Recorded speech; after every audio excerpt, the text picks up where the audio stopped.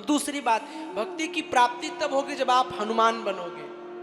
हनुमान की उत्पत्ति कहां से हुई? हनुमान जी के 3 बाप, एक तो शंकर जी, दूसरे पवन सुत और तीसरे केसरी, अंजना के पति। आपको भी जीवन में जब 3 चीजें लाओगे तब भगवान मिलेंगे। शंकर विश्वास का रूप है। भवानी शंकरो वंदे श्रद्धा विश्वास रूपेणो। आप जीवन में विश्वास लाओ, भगवान मिल जाएंगे।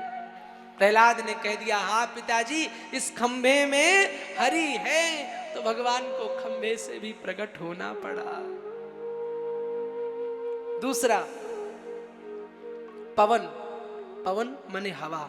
हवा सदैव समदर्शी होती है, बराबर।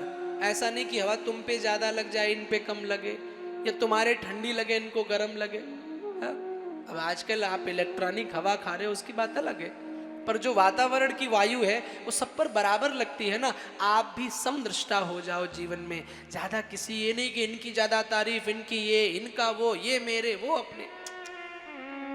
समदर्शी हो जाओ हनुमान की। जैसे हनुमान पवन से प्रकटे, ऐसे जीवन में समदर्शिता लाओ, आपको भक्ति मिल जाएगी। और तीसरे, अंजना तपस्या का प्रतीक है। हनुमान जी का जन्म कैसे हुआ सुनिए, छोटा सा प्रसंग है।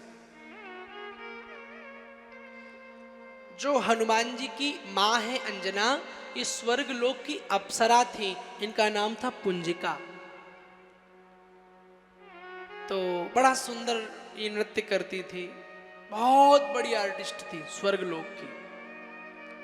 तो एक दिन की बात, एक साधु कोई टेढ़ा सा था, तो वो जा रहा था, तो उसको देखकर ये उसका मजाक उड़ाई।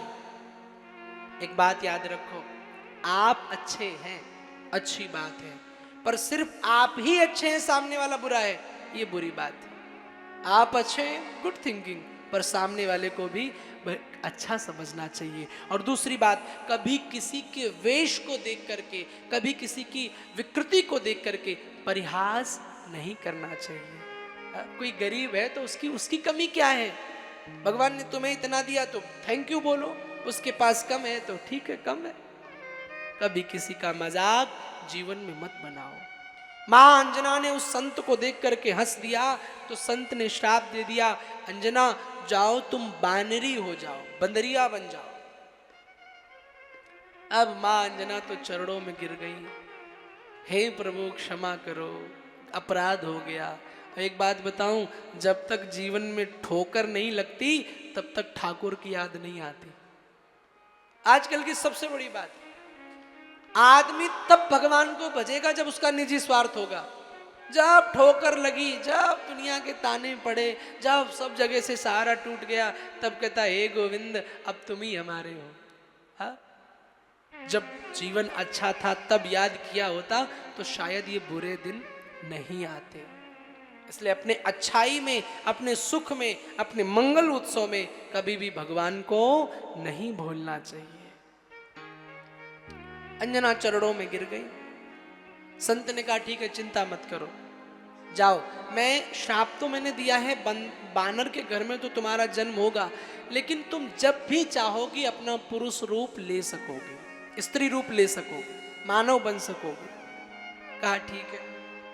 आगे अंजना जी कुंजर नाम के वानर के घर में अंजना जी ने जन्म लिया। अब कुंजर नाम के वानर के घर में जन्म लिया तो वानर के घर में पैदा हुई तो उनका विवाह भी वानर से ही होगा। तो इनका विवाह केसरी नाम के वानर के साथ में हो गया। विवाह के 10 वर्ष बीत गए पर कोई संतान नहीं हुई। तब इन्होंने अपने पति की आज्ञा मान करके मानवीय रूप में भगवान शंकर की तपस्या करी। जब भगवान शिव की तपस्या करी, शंकर जी प्रसन्न हुए, कहा वरदान मांग लो, क्या चाहिए? बोले मुझे आप जैसा तेजवान पुत्र चाहिए। शंकर जी ने कहा ठीक है, मेरा ही रूप आपको प्राप्त होगा।